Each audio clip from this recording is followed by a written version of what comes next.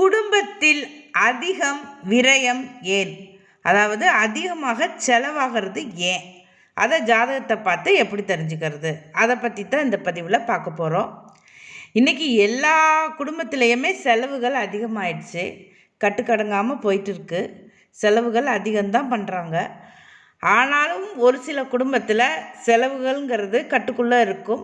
அதையும் மீறி அவங்களால மிச்சம் பிடிக்க முடியும்.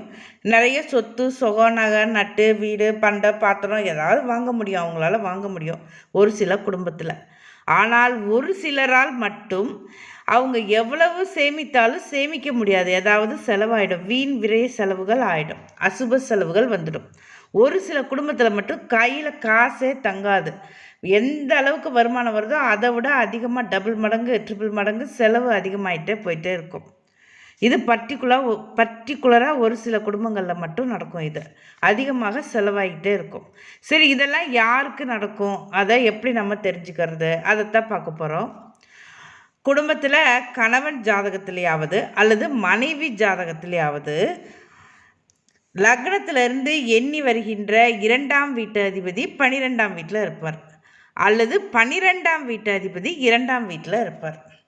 இந்த மாதிரி இருந்துட்டால் நிச்சயமாக கணவனாலேயோ மனைவியாலேயோ அல்லது பிள்ளைகள் ஜாதகம் யார் ஜாதகத்தில் இருந்தால் அவங்க மூலமாகவோ செலவாகிக்கிட்டே இருக்கும். கையில் எவ்வளோ காசு வந்தாலும் நிற்காது, தங்காது.